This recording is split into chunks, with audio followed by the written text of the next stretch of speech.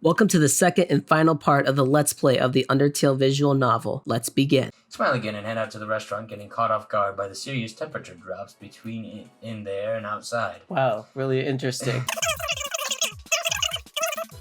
You heard his voice call out to you from inside of one of the stores.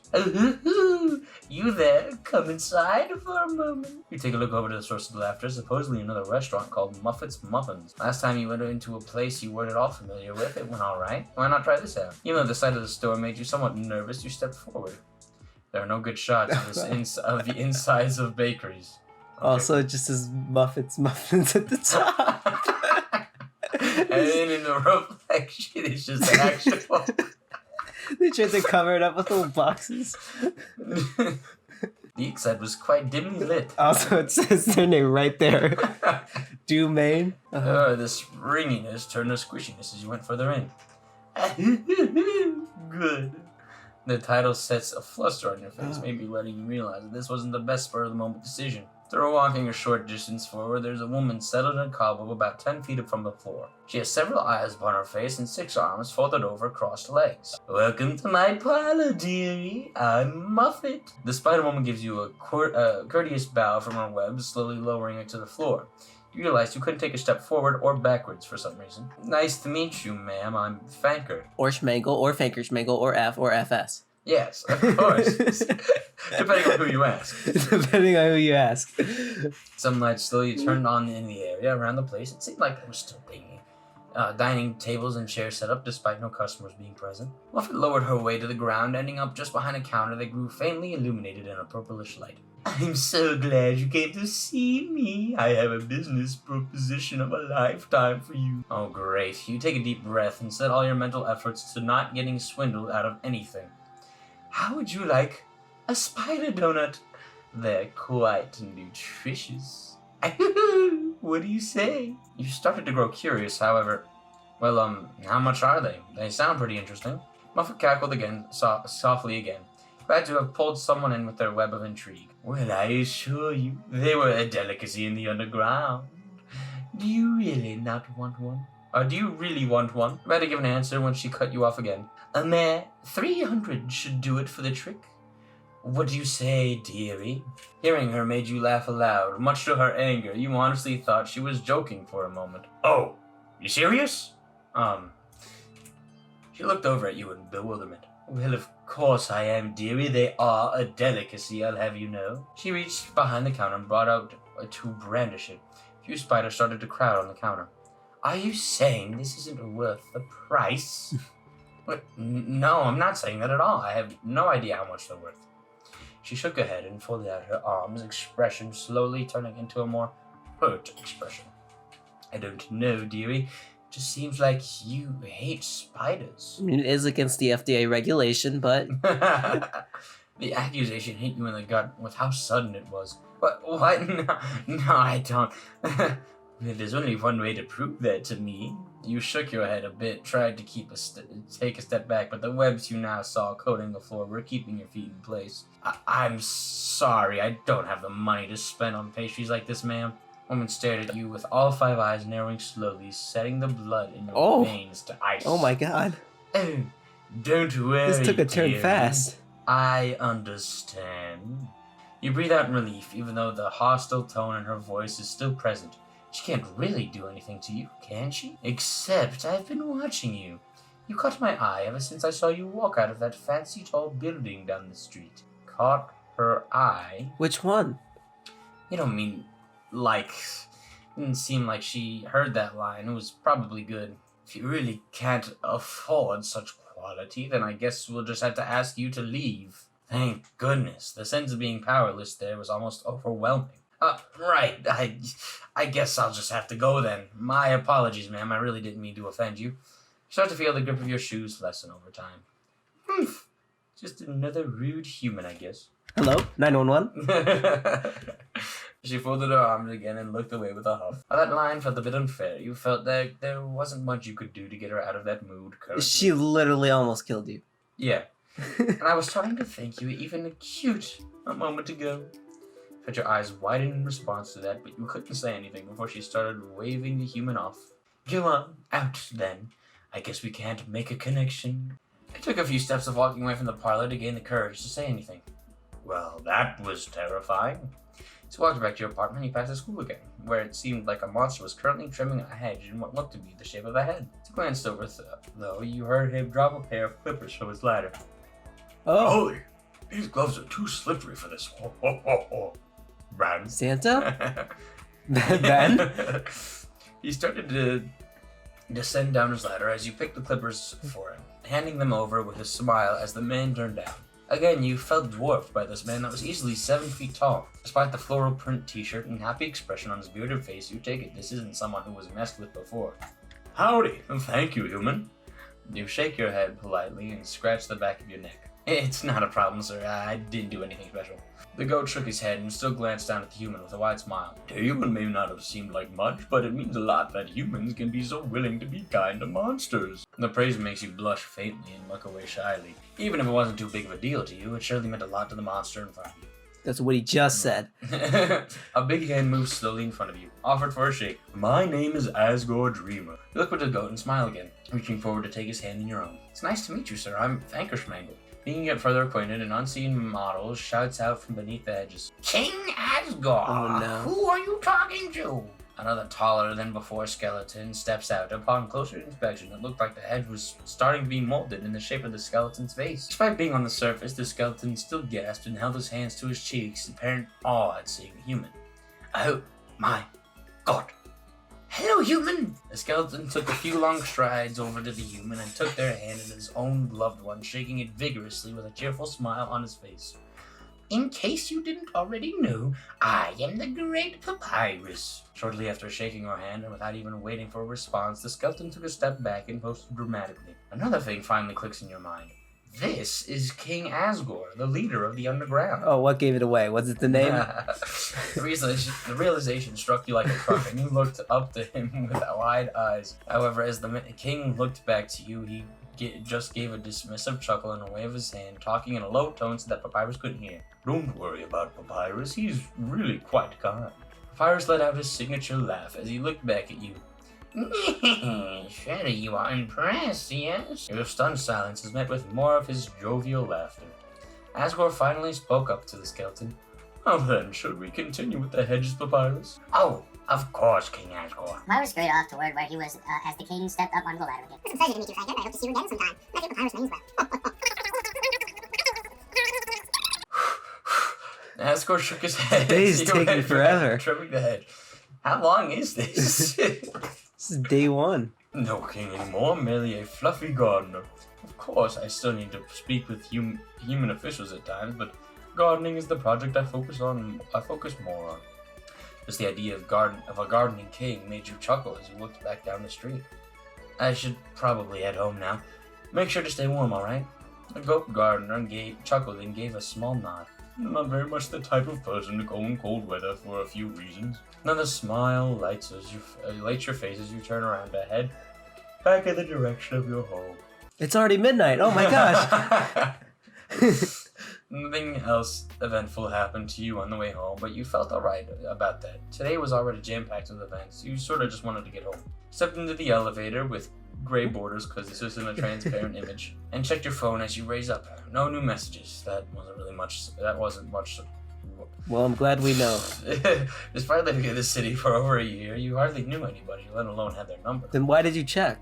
I don't know, man. Door slid open and you started to step out, though there was a spider perched in the corner as you shrugged. What the frick? Hope nobody else in this building is arachnophobic. A sound of grunting was filling the hall even before you made your turn into your room. Really hoped it wasn't what you thought it was.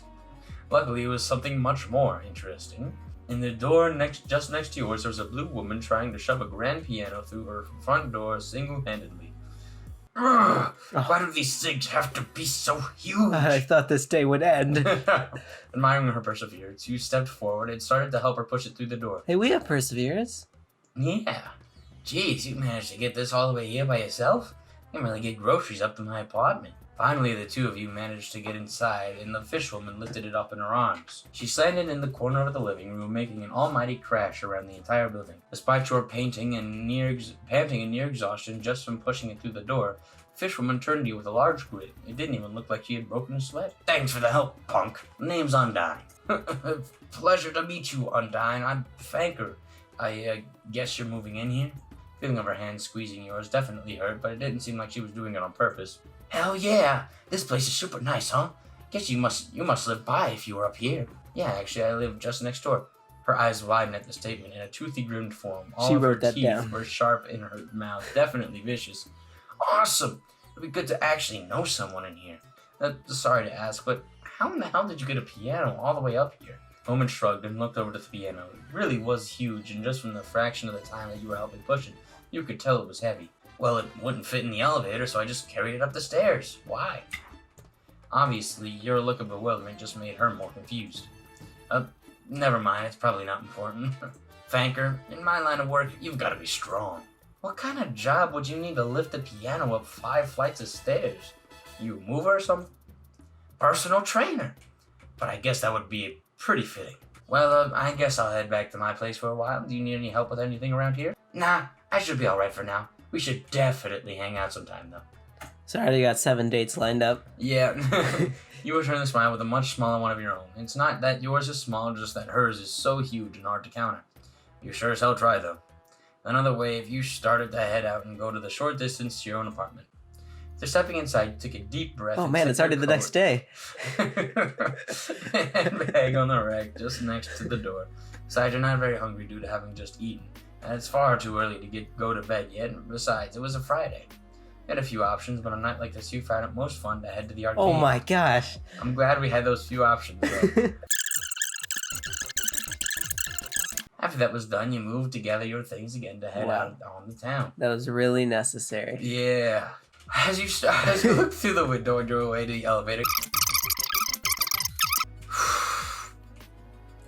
pair of monsters even occupying one of the air hockey tables, both of whom appeared to be monsters. Yeah, because you just said they were monsters. Oh my Yet gosh. one of them looked familiar to you. It took a second longer staring awkwardly at them to figure out who it was. Ooh, Elphys, darling, I'm quite good at this, you know that? My hidden talent? They both chuckled a bit, and you smiled from being an onlooker, but your heart was racing just with the thought of actually being able to meet Mettaton. Surprisingly enough, there wasn't even a crowd around them, despite being in a public area. I'm only this way because you didn't program me to be good at air hockey. The scientist blushed heavily, despite the obviously jocose tone in the robot's voice. I think you're just blaming your lack of skill on me because I programmed you that way. The robot shrugged before looking over, noticing you despite your attempt to look away in time. The smirk gracing her face was still obvious. Well, hello, darling. Did I catch your eye? The robot struts over to you with Alphys just trying to hide her embarrassment by playing on any other machine. I'm sorry, I've seen you on TV, and darling, don't worry about it. You wouldn't believe the amount of people I have staring at me daily. Well then, what brings you here, darling, aside from my beautiful figure, of course? To the arcade? I was just bored at home, really. I see. Surely this has spiced up your life substantially. Well, I think it's been spiced enough. Yeah, there's certainly one way of putting it. Alphys, come meet my fan. Despite it looking like she would willingly do anything but meet someone new, the lizard came over shyly, adjusting her glasses. It seemed like a habitual thing for her. Hello, I'm Dr. Alphys. You've given a small nod of your head towards her and given a shy smile in return. She, quite flustered to have even been caught by the robot in the first place. Pleasure to meet you, Dr. Alphys. I'm Fanker. Fanker? My, what a beautiful name. Schmangle, too. Or FS or FS. Robot reached into his pocket and took out a glittery cell phone, clicking through a few of the options. The last name? I need it for my contacts. You realize that was probably the most subtle way that robot could also ask for your phone number. Why as is well. like a celebrity asking some random fan for a phone number? I don't know, man. I just work here. Wait, you would want my number? Even Alpha seemed surprised, and it seemed like she was much closer to the robot. Well, of course, I get all my fans' numbers, just in case they ever need anything. Of course, most of my calls are from that silly skeleton, but he's my #1 fan. Of course, I have to accept them. I don't know, maybe Mettaton only has like 5 fans. We got the wrong idea. In that case, my last name is Schmangle. Fanker Schmangle. Or FS or FRS. It took a few seconds to type in the name and the number. Yeah, it's really long. Into him, causing you to realize just how advanced the robot actually was. Perfect, darling. Now pose for a photo. Both of you could, before you could even react, the robot moved over and put an arm around you, sticking a tongue out slyly as he held the phone in front of you both. However, before you could take the picture, a notification appeared on a screen from someone. Oh wait, just a beautiful moment. I have to take this. Perhaps we can reschedule this photo shoot for tomorrow. Alphas, darling, could you keep them company for a moment? Before she could even respond, Mettaton was already walking off and chattering to whoever had interrupted the conversation oh so rudely. Honestly, you didn't really know what to say either. Do you like anime? For once, some semblance of passion started to light in the lizard's visage as she looked up at the human. Yeah, I actually love it. However, you got interrupted by a few moments later into your conversation by what appeared to be a depressed ghost for a lack of any other way to put it. Hey, Alphys, have you seen Mettaton? Huh? Oh, he went to accept a phone call. Should be around here. Sorry, Napstablook. Oh. The ghost shifted their gaze to the human for the first time and looked them up and down, suddenly growing a bit more transparent. Sorry, I interrupted you, didn't I? Oh no. You didn't interrupt us? Come back. Slowly the ghost started to materialize again, looking at the situation cautiously. And he did interrupt us. Yeah, he did, 100%. Oh, right. Sorry. I'm Napstablook. What was your name? It's Faker Shangle or Faker Shangle. Or FS or F or S. You give a small hand and give a thumbs up. Pleasure to meet you, Napstablook. I'm Fanker. Napstablook doesn't give much response in return, just awkwardly looking around. Sorry, I'm not really feeling it right now. Goodbye. Alphys nodded and checked her phone quickly, then sighed in exasperation. He's been gone at least 10 minutes already. We were going to head out soon. He'll probably notice I'm gone when I leave. Right? Anyways, it was good getting to meet you, Faker. If you need either of us, just call Mettaton. He can probably give you my number. She looked to the side. Not that you would ever want to call me, of course. Goodbye. And an hour later, you were just about ready to head home. It was a much more eventful day. Hour later? I think you mean one day, actually. That's how long that is. How many monsters were you met today? And monsters whose names you could remember, no less. Getting the high score on the space shooter game, excited was about time. Maybe he just only works for 30 minutes. Then this would all make sense. And their shadows mill about underneath. The elevator, with gray borders, because this is actually not a invisible border, greeted you again, and you stepped into it calmly, whistling something to yourself as you went about it in there. Only a few seconds after you stepped into the elevator did you hear your phone go off the ringtone you thought was so cool a few weeks prior. And you pull your phone out and look at the screen with a raised eyebrow from an unknown number. You had a text saying, "Darlings." It didn't take long to decipher who it could have been. I was relieved to realize that you told the number to him correctly. You decided to send a quick text message in reply as that he's certain you got your number down as well. Hey, it's Fanker. Who? I actually meant to call Schmanker. However, it was only a moment later that you realized something. There was a plus sign next to the original number. You were dragged into a group chat with at least 5 or 6 numbers that you didn't know. Why did you make us go into another group chat? Oh, well, I wanted to add my new human friend. Human friend. Is that Fanker Schmangle? Do you even know our last name? Yes. It is King Asgore. I knew you were a smart one. Don't see why we had to add them, though. No offense to the kid, but we don't really know them that well. Oh, come on now. All of you mentioned me to be human today. Surely we're all thinking you're the same awkward human, right? Okay, I'm right here. You decided to protest, but just about everyone seemed to agree. Not as much, that's quite rude. That sounds about right. Awkward is fitting. Can we please stop? P-lass. Please. Fanker, don't worry, dear. I'll send you their contact information later. Surely it can't be too big of a deal, right? Fanker is definitely polite. I'm still right here. It's not that they aren't polite, Your Majesty. We barely know them. Shouldn't we be more careful? Oh, hush up, you bag of bones. Surely it's all right. Whatever, don't blame me when we're all boned because of this. LOL. It occurred to you that you never heard Frisk's voice. You wondered to yourself if they even talked. I think you can just ignore it. I'm all for Fanker being in the chat, but I have to work tomorrow, so I have to be up in a few hours. What does that to do with me? Undyne, you never sleep. Alright, we can discuss this tomorrow. Good night, everybody.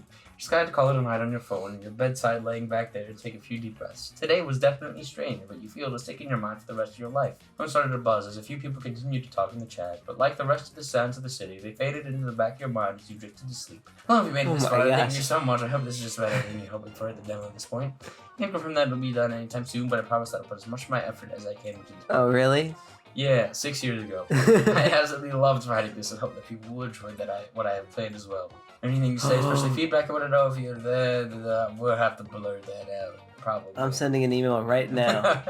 Where is it? Where is it?